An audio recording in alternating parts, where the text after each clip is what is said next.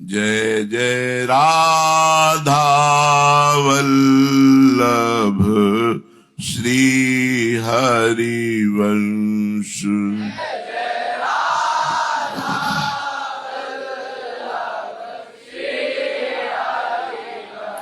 जय जय श्री वृंदावन श्री बनचंद।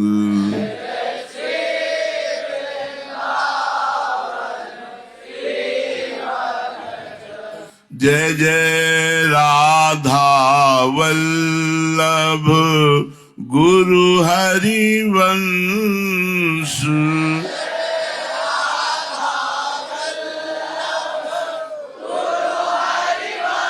जय जय गुरु वृंदावन गुरु बनचंद।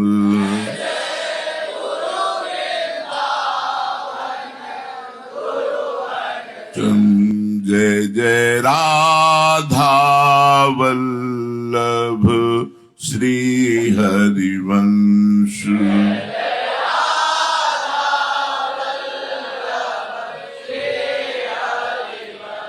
जय जय श्री वृंदावन श्री बनचंद।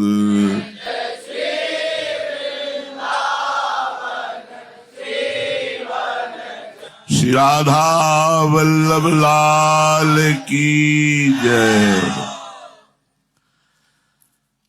अपने इष्ट देव के मार्ग में अनन्य भाव से चलने वाले उपासक को हरिवंश महाप्रभु ने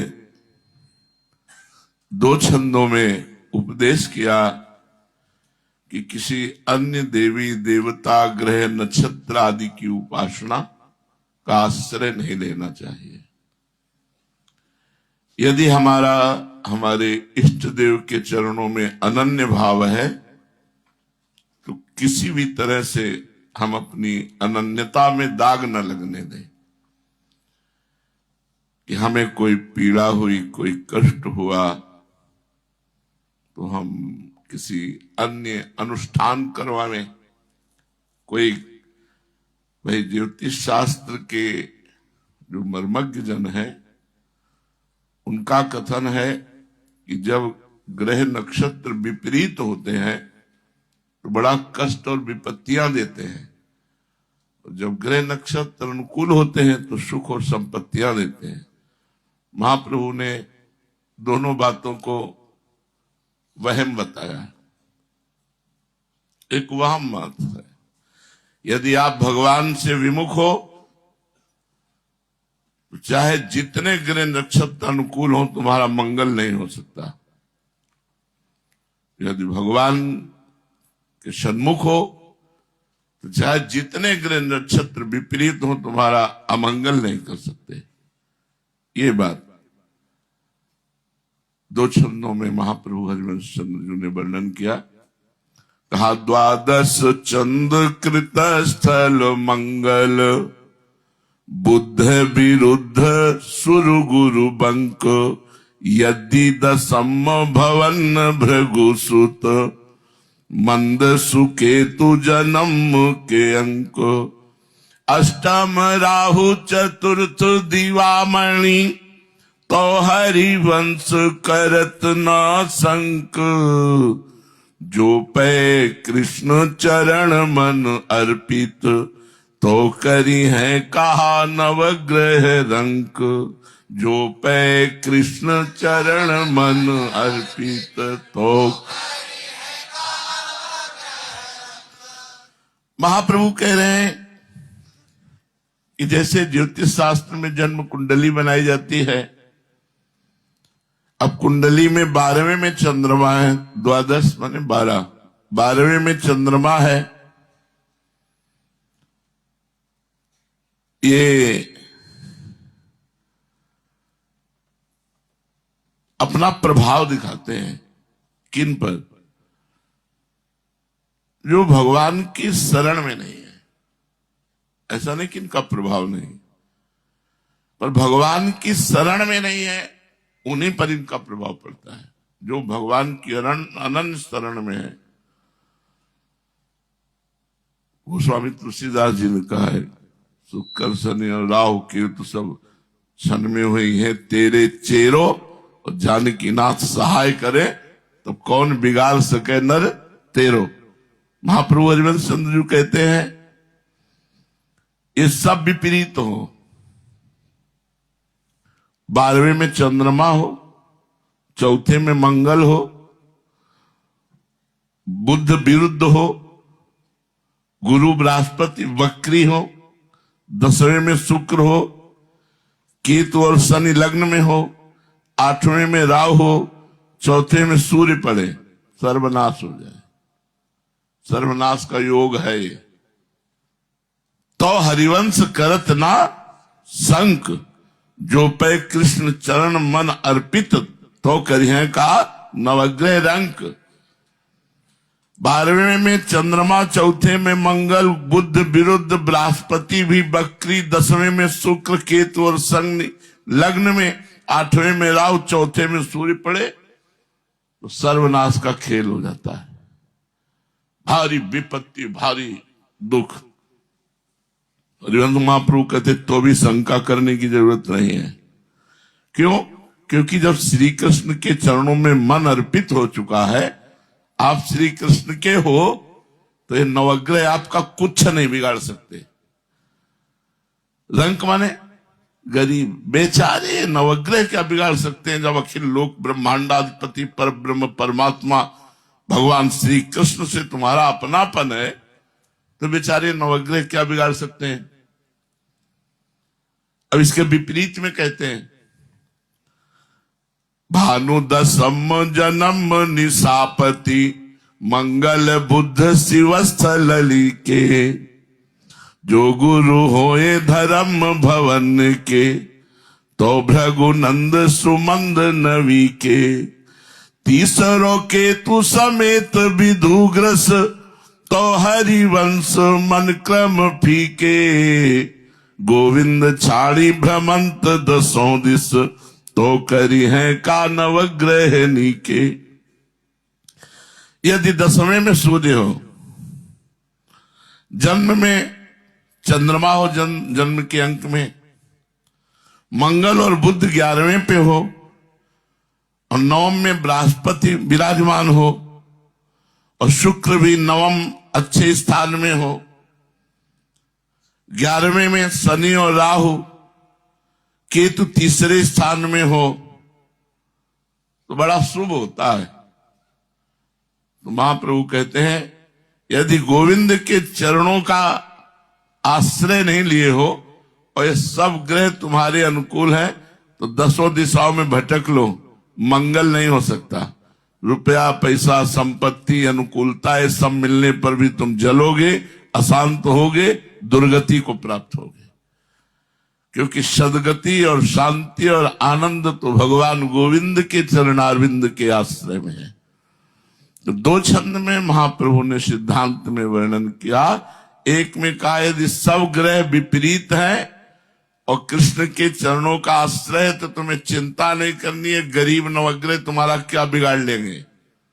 और एक में कहा यदि सब ग्रह अनुकूल हैं और तुम भगवान के विमुख हो, भगवान का भजन नहीं करते, तो होश में कुछ ये नहीं बना पाएंगे ग्रह, केवल लौकिक अनुकूलता देकर तुम्हें फंसाकर तुम्हारे जन्म मृत्यु के चक्र में ही डालेंगे, इससे मुक्त नहीं कर सकते हैं। 3वें छंद में बड़ी सावधानी के लिए हरिवंश महाप्रभु कहते हैं कि गुणों के प्रवाह का बड़ा प्रबल प्रभाव होता है। जब सत्वगुण आता है तो अपना प्रभाव दिखाता है, जब रजोगुण आता है तो अपना प्रभाव दिखाता है, जब तमोगुण आता है तो अपना प्रभाव दिखाता है। इस गुण प्रवाह में पड़ करके ही मनुष्य शुभ अशुभ कर्म करता है और शुभ अशुभ कर्म के परिणाम रूप उसे जन्म मृत्यु चक्र में न जाने किन किन योनियों में जाना पड़ता है। इसलिए महाप्रभु कहते हैं ना जानो छिन अंत कवन बुद्धि घटहि प्रकाशित छुटी चेतन जु अचेत तेऊ मुनि भय विश्वासित, पारासर सुरेंद्र कलप कामिनी मन फंद्या, परिवदेह दुख द्वंद्व कौन क्रम काल निकंद्या। ही डर हरिवंश हित, जिनो भ्रम ही गुण सलिल पर, जिहना मन मंगल लोक तिहु, सुहरि पद भजुन विलंब करी, जिहना मन मंगल लोक तिहु।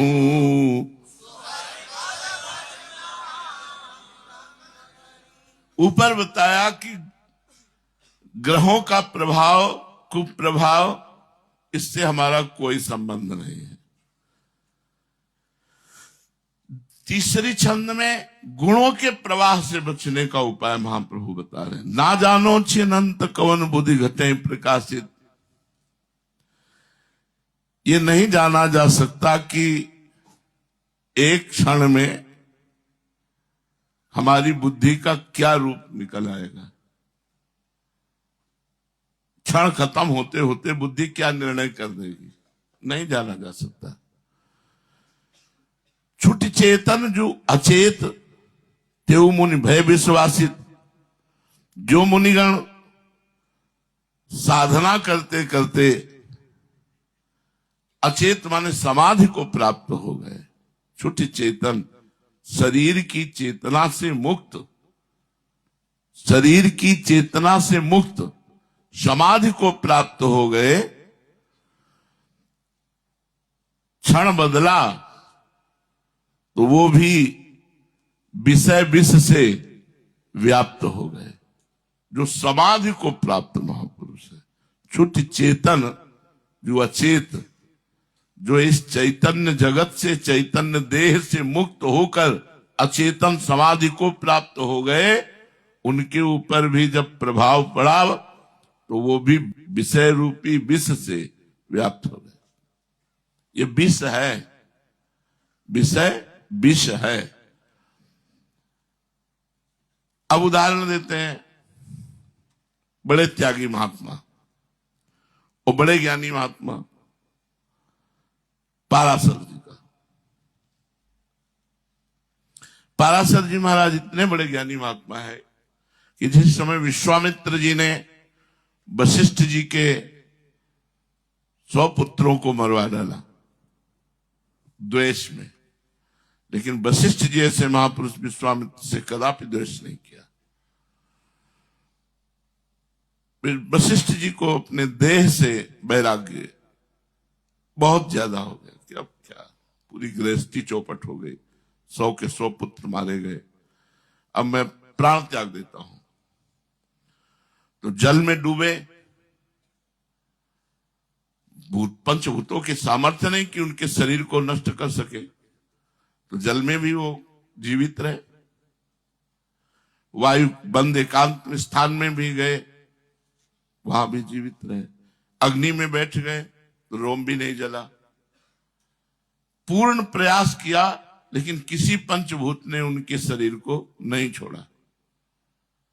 वो जहां भी जाते तो अब वो परेशान थे कि शरीर छूटे कैसे, कुछ भी करे शरीर नहीं छूटेगा, क्योंकि दिव्य शरीर था उनका।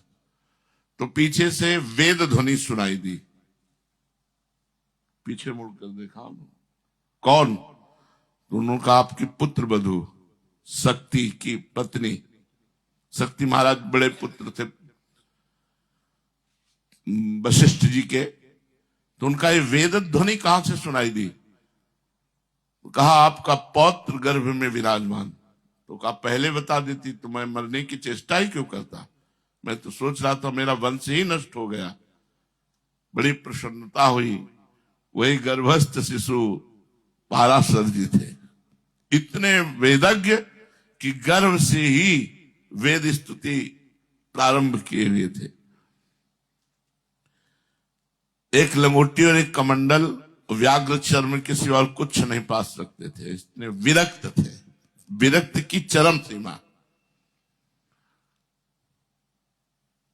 एक दिन गंगा पार करने के लिए गए तो उनका नाम मत्स्योदरी था। मछली के उदर से प्रकट हुई थी। महाराज उपरिचर वशु नाम के राजा हुए। वो बड़े एक पत्नी व्रत थे। तो उन्होंने गंधर्व और अप्सरा का विलास देखो। वो तो घाटियों में करते रहते हैं, जो देव घाटियां हैं। तो एकदम कामासक्त हो गए। कामासक्त हुए तो चूंकि चिंतन इतना प्रबल हुआ कि उनका वीर स्खलित हो गया, तो उन्होंने वीर को पृथ्वी पे नहीं गिरने दिया, एक दोने पे रख लिया। और चक्रवर्ती सम्राट थे तो बाज को बुलाया, आदेश किया, जाओ हमारी पत्नी को दे दो, इसका प्रयोग करे।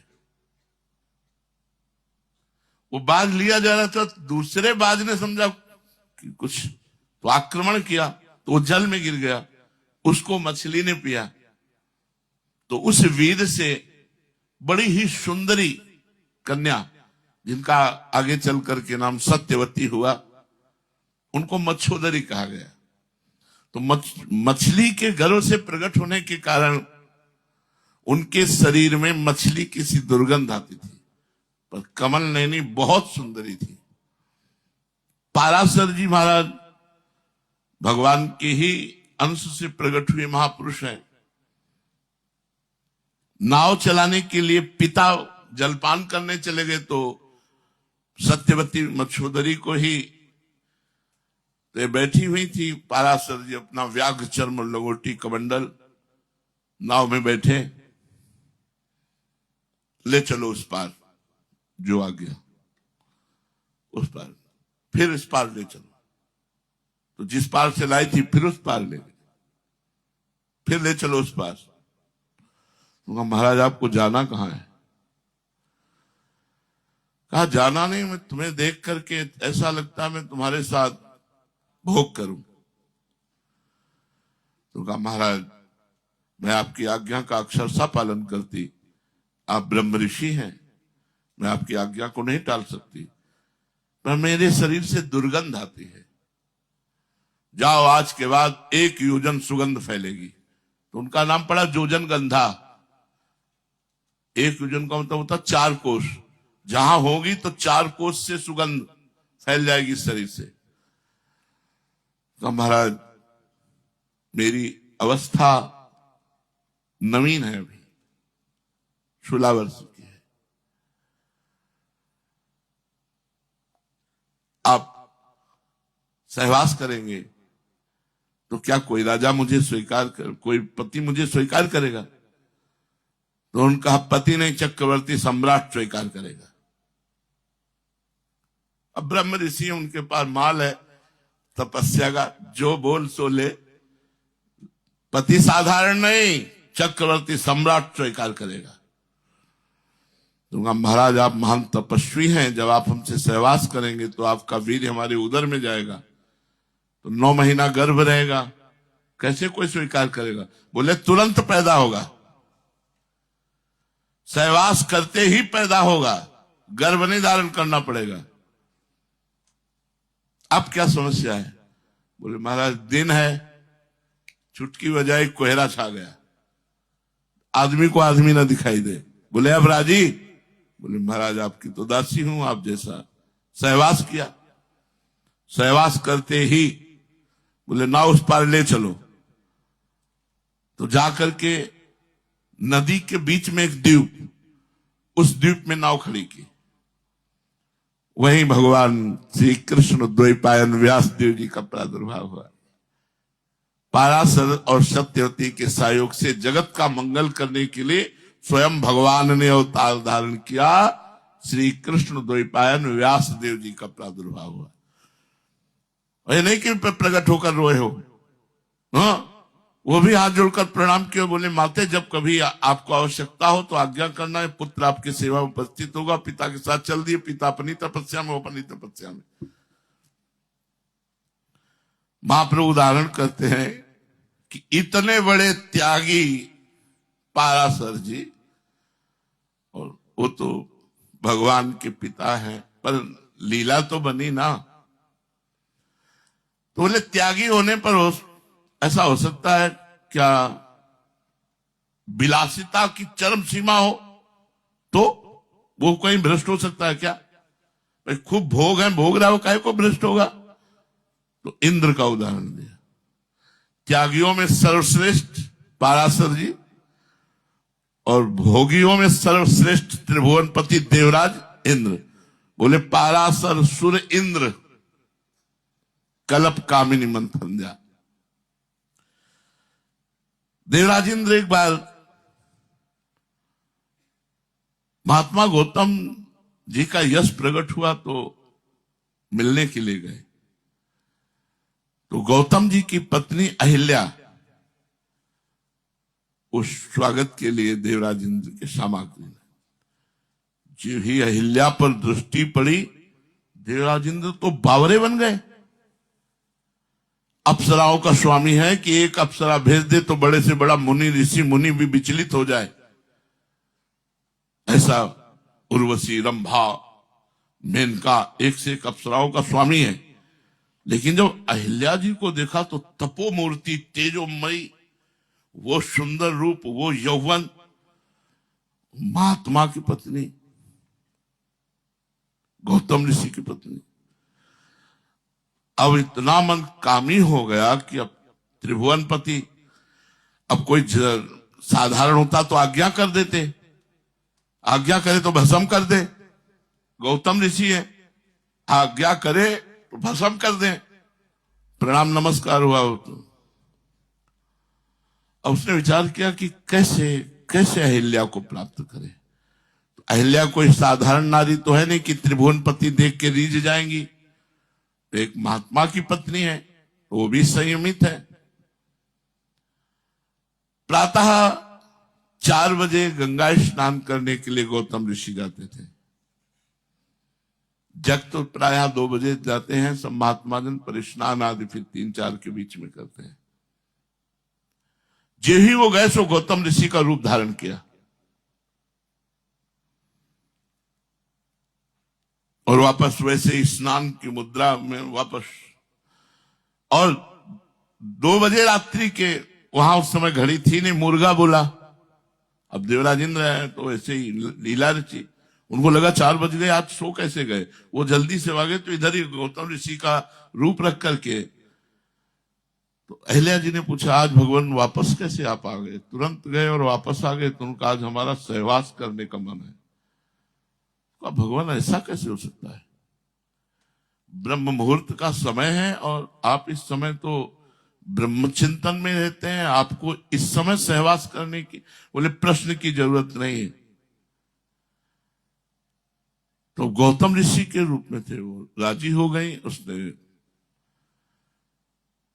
जब वहां गई तो धाराजू ने आवाज की, अभी स्पर्श मत करना, रात्रि का समय है, अपराध लग जाएगा। वरुण जी का अपराध लगता है, जैसे आप 11 से 3 के पहले बीच में वरुण का अपराध बनता है। इसी से तो नंद बाबा को ले गए थे वरुण के पार्षद। उद्देश्य कुछ था लेकिन था। तो उनका क्यों? मुर्गा तो बोला, बोले वो मायावी मुर्गा था। तो उनके मन में तो क्या मेरे साथ कोई छल हो रहा है? तुरंत भागे।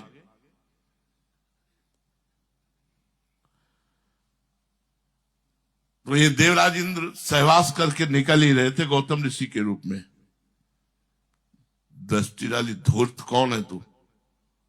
अब भयभीत होकर के तुरंत देवराज इंद्र के रूप में। तो उनका त्रिभुवनपति देवराज, देवताओं का राजा होकर तू मुझे धर्म भ्रष्ट कर दिया। जा, मैं श्राप देता हूं तेरे शरीर में 1000 भव हो जाए। अब वो चरणों में गिर गए, महाराज मेरी बुद्धि भ्रष्ट हो गई, ना जाने छिदंत कवन बुद्धि घटे, मेरी बुद्धि भ्रष्ट हो गई थी, क्षमा कीजिए मुझे। बार बार चरणों में लेटे। कहा जब भगवान श्री राम के रूप में अवतरित होंगे और जब सब उनके दर्शन के लिए जाएंगे और जब तू भी दर्शन करेगा तो 1000 भग 1000 नेत्र के रूप में हो जाएंगे तो तुझे परम लाभ प्राप्त होगा। ऋषि है, कृपा भी हो गए। सो अहिल्या पर दृष्टि पड़ी का तू एक ऋषि पत्नी होकर तेरे में इतना तेज नहीं कि तू अपने पति के स्पर्श को और दूसरे के स्पर्श को नहीं जान सकी। भगवान आपके रूप में फिर भी कपटी का स्पर्श तुझे समझ में नहीं आया, पत्थर की जैसी पड़ी रही, जा पाषाण रूप हो जा। और चरणों में गिर गई, भगवान आपके रूप का ही मैंने आदर किया है, अगर कोई अन्य रूप में होता और मैं उसका आदर करती तो अपराध था। भगवान मैं छल से चली गई, अब आप कृपा कीजिए। तो उनका जब भगवान राम यहां से निकलेंगे और तू शिला के रूप में पड़ी होगी और भगवान श्री राम का चरण जब तेरा स्पर्श करेगा तब तू अपने स्वरूप में पावन रूप में आ जाएगी। तो महाप्रभु ने 2 उदाहरण दिए, एक सबसे बड़ा त्यागी पाराशर जी और एक सबसे बड़ा रागी विषयों का स्वामी भोगी देवराज इंद्र। महाप्रभु कह रहे ना जानो छिन अंत कवन बुद्धि घटे प्रकाशित, छुटि चेतन जो अचेत त्यो मुनि भय विश्वासित, पाराशर सुर इंद्र कलप कामिनी मन फंद्या, परिव देह दुख द्वंद्व कौन क्रम काल निकंद्या। इन सबके मनों में गुण प्रवाह से, संयोग प्रवाह से मन फंस गया। पीछे दुख होता है, पीछे द्वंद्व चलता है, लेकिन वर्तमान में तो बुद्धि बिगड़ गई। तो भाई काल का और क्रम का छेदन कौन कर सकता है? इसलिए श्री हरिवंश महाप्रभु कहते हैं कि इस भय से डरते रहो, त्रिगुण रूपी माया जल का कहीं प्रवाह तुम्हें बहा न ले जाए। त्रिगुण के प्रवाह में प्रवाहित होकर कहीं भ्रमित ना हो जाओ। इसलिए जिनका नाम तीनों लोकों का मंगल करने वाला है, उन भगवान श्री हरि के चरणों का आश्रय लो और खूब नाम जप करो। मामे वे प्रपद्यन्ते माया में ताम तरन्ते, दैवी हेसा गुणमयी मम माया दुरत्या। ये मेरी माया दुरत्य है, इससे अगर पार पाना है तो केवल मेरी शरण में रहो और मेरा स्मरण करते रहो। पद संख्या छंद 4। तू बालक नहीं भर्यो शयान पो, काहे कृष्ण भजत नहीं नीके, अतिव सुमिष्ट तजीव सुर बिनु पै, मन बंधत तंदुल जल फीके। जैसी हित हरिवंश नरक गति दुर्भर, यम द्वारे कटियत नक छीके, भवज कठिन मुनि जन दुर्लभ, पावत क्यों जू मनुज तन भी के, भवज कठिन।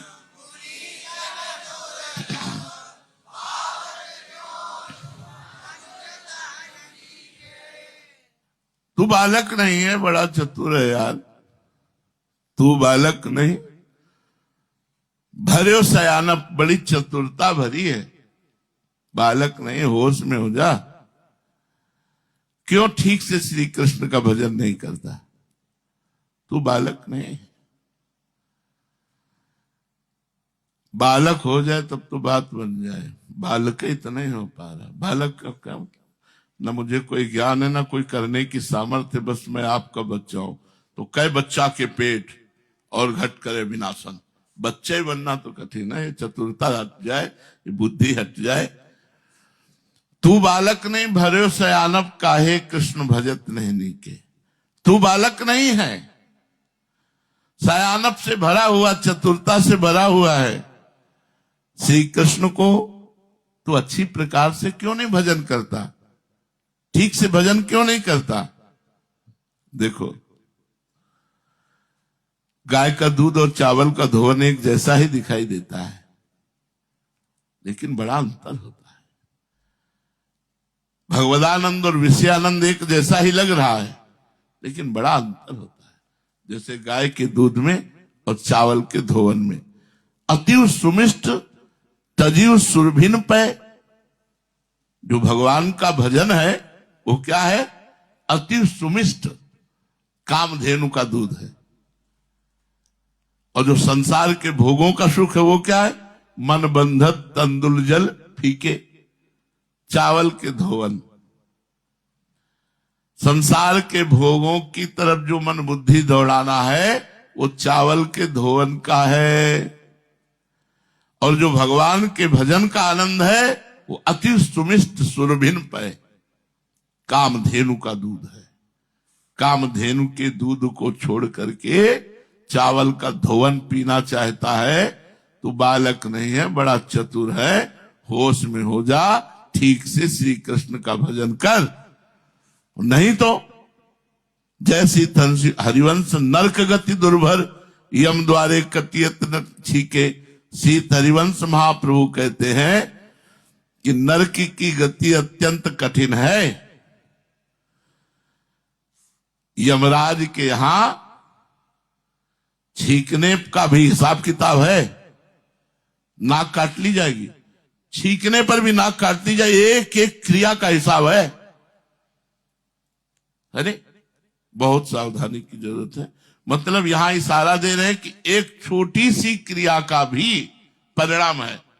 मान लो आप गुरु के सामने हो, ऐसे बात करनी चाहिए। जब कभी कोई विवेकी बात करेगा गुरु से तो आप देखना, कोई जो सत्संगी होगा, महाराज जी ऐसे बात करेगा कि हमारी थूक की चिट्ठी ना चली जाए। मतलब छींक आ रही तुरंत कपड़ा लगा, खांसी है छींक आ रही तुरंत कपड़ा लगा के, और ऐसे छींक दिया ठाकुर के ऊपर जो आपके, तो उसका अपराध बना, बोले नाक काटी जाएगी तुम्हारी नरक में जाके। यम द्वारे कटियत नक छीके, मतलब बहुत छोटी सी क्रिया का भी आपको दंड मिलेगा। जैसे महर्षि मांडव्य जी बालक थे 8 वर्ष के, खेल खेल में तितली को पकड़ा। अब उनकी पता नहीं मन में क्या आया कि उन्होंने बबूल का कांटा तितली की गुदा में घुसेड़ दिया और छोड़ दिया। वो तड़प तड़प के मर गई। अब बच्चों को खिलवाड़ तो खेल में ऐसा होता है। वो जब एक दिन तपस्या कर रहे थे मांडव ऋषि, तो कुछ राजा के खजाने से चोरी करके चोर लोग भाग रहे थे, तो राज कर्मचारी पीछा कर रहे थे। तो उन्हीं से बचने के लिए उन्होंने ऋषि के आश्रम का आश्रय लिया और दौड़ के छुप गए। उन्होंने सोचा ऋषि के आश्रम में क्यों राजा के कर्मचारी आएंगे, लेकिन संयोग वशात उनको पता चल गया। मैं माल सहित चोर पकड़े गए और ऋषि दरवाजे ऐसे, तो उनका ये नाटक करके ऋषि का और राजा के यहाँ चोरी करवाता और माल अपने यहाँ छुपवाता, इसको भी बंदी बनाओ। और समाधिस्थ थे, उनको भी बंदी बना लिया गया। राजा के सामने के चोर उपस्थित हुए, बोले इनको सूली की सजा दे दो। सूली की सजा ऐसी बड़ी बहुत कष्टप्रद, जैसे 2 खंबे हैं और उनके बीच में एक भाले जैसा आकार का लोहे का शूल गड़ा हुआ है। तो सीढ़ियों से 2 खंबे पे चढ़ करके उस आदमी को जिसको सजा देनी है, उसको दोनों टांग पकड़ के उठा के और ऐसे छोड़ दिया जाता। तो वो जो भाले जैसा नुकीला होता था वो गुदा द्वार से घुसता था, और जितना घुसा इतना घुसा। अब वो तड़प रहा है 1 दिन 2 दिन आधा दिन, जितनी बल हुआ तड़प तड़प के मरता था, तड़प तड़प के। सूली की सजा बहुत खतरनाक सजा थी, पहले बड़ी कठोर सजा।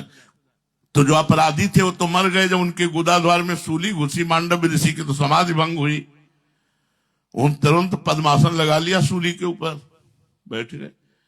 अब दूसरे तीसरे दिन जब अन्य अपराधियों को दंड देने के लिए लाया गया, तो जो ही देखा समाधि में बैठे हुए भागे। वो भाग करके बताया कोई ऋषि आ गया और धोखे से ऋषि को सजा। ऋषि शब्द सुनते ही राजा के होश उड़ गए। आगे गाय और ब्राह्मणों को करके स्तुति करते हुए नमन किया। महाराज मुझे आपकी महिमा पता नहीं थी, मैंने तो चोर समझ करके दंड दिया। उन्होंने कहा मुझे तुमसे कोई शिकायत नहीं, मुझे सूली से उतारो। अब लाख कोशिश की गई लेकिन सूली नहीं निकली, तो काट दी गई, क्योंकि गुदा में कांटा घुसेर के छोड़ा था। और सीधे ही यमराज के पास पहुंचे। यमराज से कहा क्यों मुझे सूली की सजा मिली, क्या मैंने पाप किया? जब से होश संभाला तब से तपस्या कर रहा हूं, मैंने कोई पाप किया? तो उन्होंने कहा महाराज पाप किया। और ध्यान के द्वारा उनको दिखाया कि वो 8 वर्ष के हैं और तितली को लेकर के उसके गुदा में बबूल का कांटा डालकर छोड़ दिया। बोले इसका दंड आपको मिला है। तो उनका तुम धर्मराज हो, 8 वर्ष के बालक को हित हित का ज्ञान होता है, धर्म का ज्ञान होता है। आज से मैं 14 वर्ष की अवस्था का बालक 14 वर्ष तक जो पाप करेगा वो नहीं माना जाएगा, ये मैं कानून स्थापित करता हूं। मानना पड़ा धर्मराज जी को। 14 वर्ष मतलब जैसे 10, 11, 12, 13 इसमें कोई पाप बन जाए, पर उसको हमारे जो सबसे बड़ी जेल है उसे नरक कहते हैं। वहां का कानून 14 वर्ष की अवस्था तक, ये मांडव्य ऋषि का रखा हुआ, 14 वर्ष की अवस्था तक के कोई भी पाप नहीं माने जाएंगे। ठीक, इसके बाद बोले उठो सिंहासन से, चलो मैं साथ देता हूं, तुम मृत्यु लोक में जाओ, 100 वर्ष तक जीवित रहो, जिससे तुम्हें पता चले ये भौम नरक है। मृत्यु लोक को भौम नरक कहते, तब तुम्हें पता चलेगा कि मृत्यु लोक में रहना कितना भयावना लगता है। तो उस समय फिर अदमा को वहां का धर्म निर्णय करने के लिए बैठाला, और वही साक्षात धर्मराज विदुर जी के रूप में अवतरित हुए। धर्मराज के अंश से युधिष्ठिर प्रकट हुए, लेकिन मूर्तिमान धर्मराज विदुर जी के रूप में प्रकट हुए। तो ऐसे ब्रह्म ऋषि के भी माफ नहीं किया गया, उन्हें सूली की सजा। तो हरिवंश महाप्रभु जैसी हरिवंश नरक गति दुर्भर, यम द्वारे कटियत नक छीके, छीकने पर नाक काट ली जाती है, अर्थात छोटे से भी कर्म का फल प्राप्त होता है। भवज कठिन मुनिजन दुर्लभ, पावत क्यों जो मनुज तन भीके। ये तू विचार कर कि ब्रह्मा जी एवं शिव जी एवं मुनिजन ये सब याचना करते हैं कि मुझे एक बार फिर मनुष्य शरीर मिले और मैं दिव्य भगवान की भक्ति करूं, भजन करूं। अज माने ब्रह्मा, भव माने भगवान शंकर। भव अज कठिन, मुनिजन दुर्लभ। क्या दैन्य होकर के गुप्त रूप से भगवान की भक्ति करना। भगवान शंकर भी चाहते हैं कि ऐसा मुझे मनुष्य शरीर मिले, कोई जाने ना कि शंकर भगवान है, और खूब भजन करूं। ब्रह्मा जी भी ऐसा चाहते हैं, बड़े बड़े मुनिजन भी ऐसा चाहते हैं। तू पावत क्यों जो मनुज तन भीके, ये तुम्हें भगवान ने कृपा करके भिक्षा में मनुष्य तन दे दिया, भी दोबारा नहीं मिलेगा। इसलिए तू बालक नहीं भर्यो सयानप, काहे कृष्ण भजत नहीं नीके। तू बालक नहीं है, बड़ी चतुरता से भरा हुआ है। तू ठीक से भगवान श्री कृष्ण का भजन कर, रात दिन 8 पहर भजन कर, तभी तू समस्त पापों को काट कर भगवान को प्राप्त होगा। 5वां पद, इसमें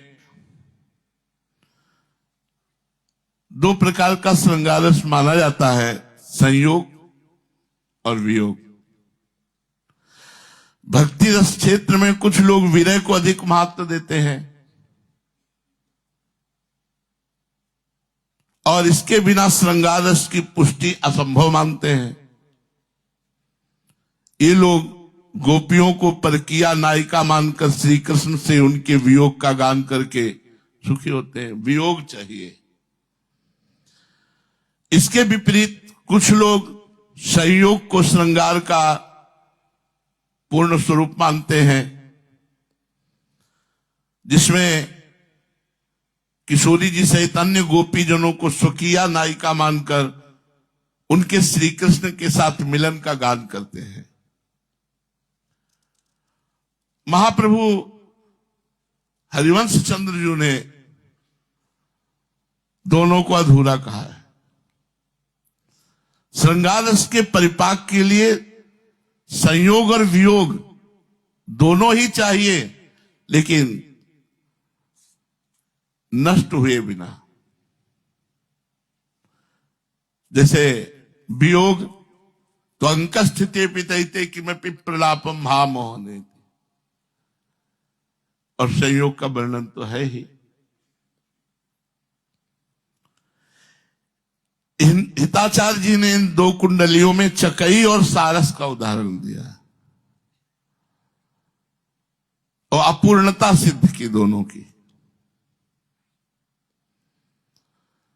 जब बिछुरत तब होत दुख, मिलते ही ओ सिराए, याही में रस द्वय भय, प्रेम कहे क्यों जाए। प्रेम तो तब माना जाएगा जब तन मन के बिछुरे नहीं, और चाह बढ़े दिन रैन, और कबो संजोग न मानही, देखे भरी भरी नैन। ऐसो प्रेम न कहूं ध्रुव, है वृंदावन माही, दिन विच अंतर निमिष को, होत जो कभो नाहि। महाप्रभु सबसे पहले वर्णन करते हैं,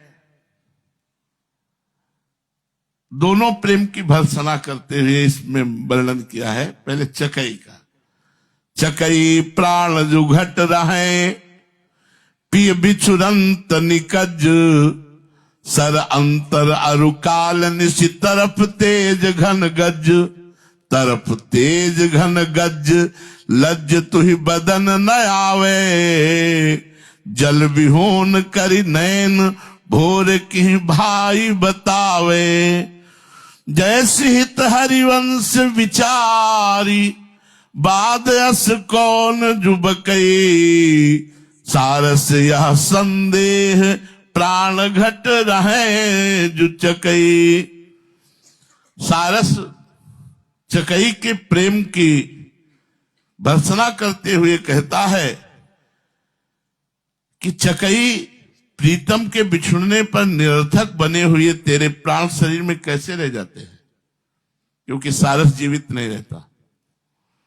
सारस के जोड़े में अगर एक मरा तो दूसरा तुरंत मरेगा।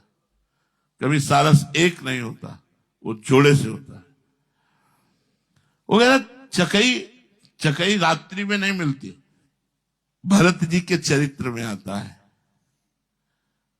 जब वो भरद्वाज ऋषि के यहां पहुंचते हैं तो संपत्ति, रात्रि, भरत, चकई, मुनि खिलवाड़ और एक पिंजड़ा में बंद करके रख दिया गया, मानो चकई और उसके चकवा को भी, पर दोनों अलग ही मुंह किए रहे। जैसे ऐसे ही भरत जी को संपूर्ण भोग सामग्री के बीच में रखा गया, लेकिन भाभिनुसार माने प्रातः हुआ तो रात में चकई चकवा का मिलन नहीं होता। तो सारस कह रही तू प्रेमी है यार, अपने प्रीतम से बिछुड़कर तू जिंदा है, क्या तेरा प्यार है। और कितना बिछुड़ा ना, कितना सरोवर का अंतर, उस पार चकवा इस पार चकवी।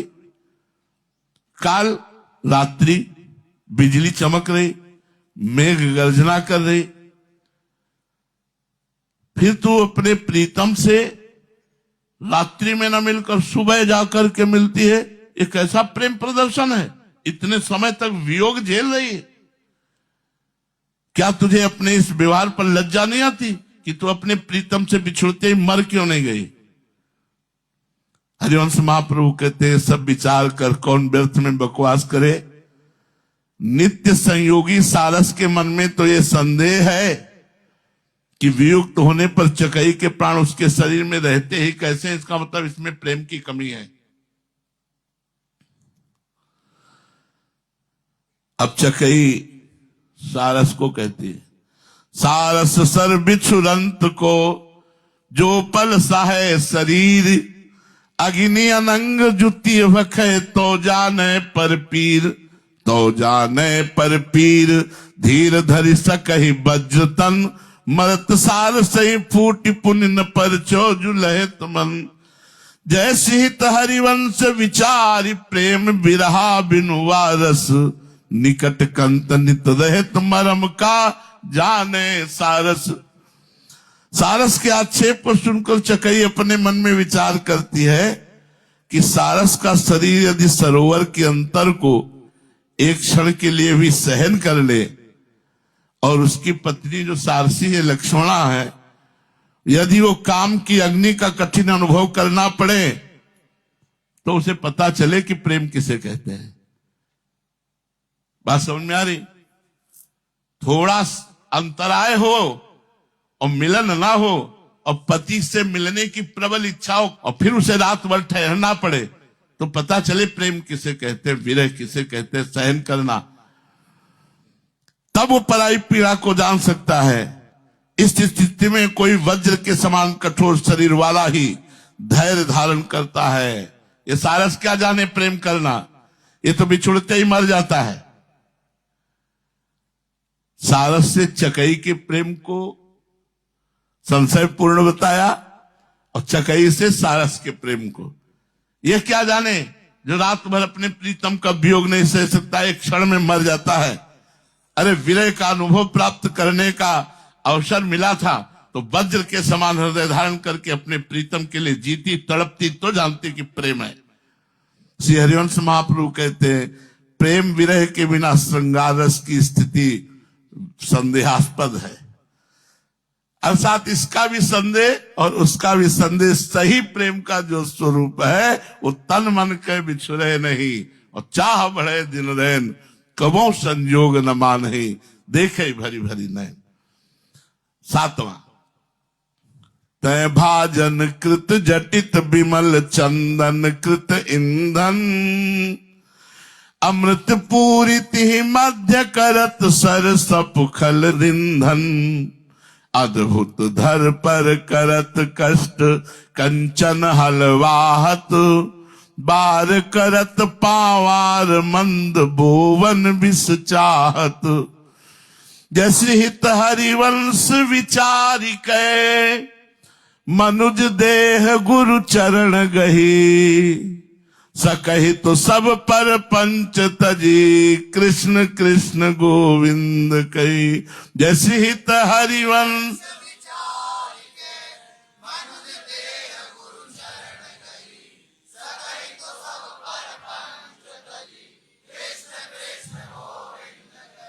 तय भाजन कृत जटित, पात्र कैसा है? बोले रत्न जटित।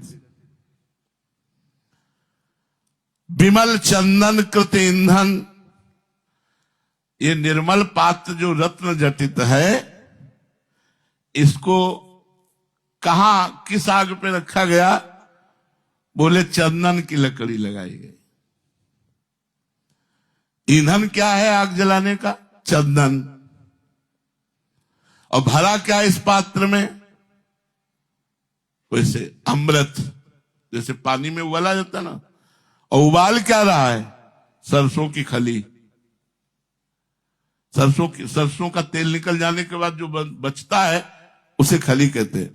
तय भाजन कृत जटित विमल चंदन कृत ईंधन, अमृत पूरिति मध्य करत सरसप खल ईंधन। रत्न जटित पात्र में निर्मल पात्र है और उसमें अमृत भरा है और चंदन की लगड़ी लगा करके आग जलाई गई है, लेकिन रांधा क्या जा रहा है? खली। बोले ऐसी दशा में तय, तू ऐसी दशा में है। ये मनुष्य शरीर क्या है? रत्न जटित पात्र है। और ये जो श्वासें हैं ये ईंधन है, खर्चा हो रहा है। जो विवेक है, बुद्धि है, वो अमृत है। जो बुद्धि है वो अमृत है। क्या कर रही है? विषय रूपी खली को रांध रही है। मास चतुरता करके वही रुपया पैसा भोग विषय, मरे तो कुछ नहीं, पाप कमा के नरक गए। रत्न जटित जैसे पात्र वैसा शरीर, चंदन जैसा ईंधन वैसी श्वासें, और अमृत जैसी बुद्धि, और उसमें रांध क्या रहे हो? विषय रूपी खली। अरे होश में हो जा, काय को समय को नष्ट कर रहा है। अब दूसरा उदाहरण, अद्भुत धर पर करत कष्ट कंचन हलवाहत, बार करत पावार मंद बोवन विष चाहत। अद्भुत पृथ्वी, बढ़िया भूमि है, सोने का हल है, मूंगे की बाढ़ है, और बोना विष चाहता है। ये अद्भुत पृथ्वी क्या है? ये मनुष्य शरीर से जो चाहो आप कर्म कर सकते हो, जो चाहो बीज बो सकते हो। कंचन का हल क्या है? बुद्धि, भूमि को तैयार करना, क्या उसमें बीज बोना है, ये बुद्धि। और मूंगे की बाढ़, ये श्वास। इतनी सुंदर व्यवस्था, मनुष्य शरीर बुद्धि रूपी हल से जोतना, मूंगे की बाढ़, और वो क्या रहा है? विषय रूपी विष। अरे होश में हो जा। जैसे हरिवंश विचारी कहे, मनुज देह गुरु चरण गही। हरिवंश महाप्रभु कहते हैं कि तू विचार कर, तुझे दुर्लभ मनुष्य शरीर मिला है, तो एक काम कर, तू गुरु जी के चरणों का आश्रय ले ले। और सकही तो सब पर पंच तजी, कृष्ण कृष्ण गोविंद कही। अगर तू कर सकता है तो मेरी बात मान, ये सब प्रपंच छोड़, कृष्ण कृष्ण कृष्ण कृष्ण गोविंद गोविंद गोविंद गोविंद, ऐसा तू भजन कर। पद संख्या 8, ताते भैया मेरी सो कृष्ण गुण संचू, कुत्सितवाद विकार ही पर धनु, सुन सिख मंद परतीय बंचू, मणिगण पुंज ब्रजपति छाड़त, हित हरिवंश कर गही कंचू, पाए जान जगत में सब जन, कपटी कुटिल कलयुग टंचू, एह पर लोक सकल सुख पावत, मेरी सौ कृष्ण गुण संचू। भैया मेरी शिक्षा ध्यान देकर सुनो, बहुत प्यार से बोलना है। ताते भैया मेरी सौ कृष्ण गुण संचू, सुनो मेरी बात, सब सुखों को तू प्राप्त हो जाएगा। मूर्खता छोड़, मूर्खता के कारण जो तू कार्य कर रहा है, यही तेरी दुर्गति का कारण बनता है। क्या मूर्खता है? बोले मणिगण पुंज ब्रजपति छाड़त, हित हरिवंश कर गई कंचू। मणिगण के पुंज है भगवान श्री कृष्ण, उनके नाम गुण को छोड़ करके तू विषय रूपी कांच बटोर रहा है। इसलिए सुनो, कुत्सितवाद, गंदी बातें बोलना बंद करो, घृणित बातें बोलना बंद करो। अलम विषय वार्तया नरक कोटि भी भत्सया, विकार ही काम क्रोध लोभ मोह मद मत्सर आदि विकार, इसे बचो। पर धन, दूसरे के धन से बचो। सुन सिख मंद परती वंचु, दूसरे की स्त्री के भोगने से बचो। तुझे संसार में जितने लोग मिलेंगे ये सब कपटी मिलेंगे, मुख में कुछ और है, हृदय में कुछ और है।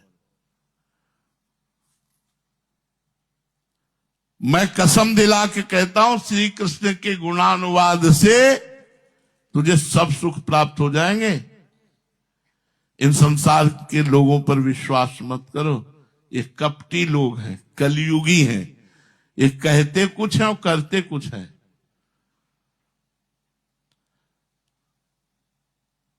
सामने कुछ और है, पीछे कुछ और है। बड़ा दुम ही चाल है। एक सांप दुमुहा होता है, वो इधर भी चल देगा इधर भी चल देगा। तो बोले कलयुगी लोग हैं ये, पाए जान जगत में सब जन, हरिजन नहीं सब जन, जो भगवान के जन है उन्हें पाए जान जगत में सब जन कपटी। कपट का मतलब होता है बाहरी कुछ और कहना, पीछे कुछ और कहना। कलयुगी तंचु, कलयुग का प्रभाव झूठ, असत, मिथ्या, चोरी, बेविचार, द्यूत कीड़ा, जुआ खेलना, परिस्त्री गमन, ये उसका प्रभाव है। इस प्रभाव से सब प्रभावित रहेंगे। इसलिए भैया मैं अपनी कसम दिला करके कहता हूं, कसम से कहता हूं गुरु, यदि मेरी बात मान जाओगे तो मौज में रहोगे। जैसे नहीं अपने प्यार में कहते, बोले भैया मैं कसम दिलाकर अपनी कहता हूं, ताते भैया मेरी सौ कृष्ण गुरु संचु। श्री कृष्ण के नाम और गुणानुवाद में मस्त रहो तो ई परलोक सकल सुख पावत, मेरी सौ कृष्ण गुण संचु। इस लोक में और परलोक में समस्त सुख तुम्हें प्राप्त होंगे यदि तुम प्रभु के नाम का जप करोगे और गुणों का गायन करोगे। शेष चर्चा आगे। श्री राधा वल्लभ लाल की।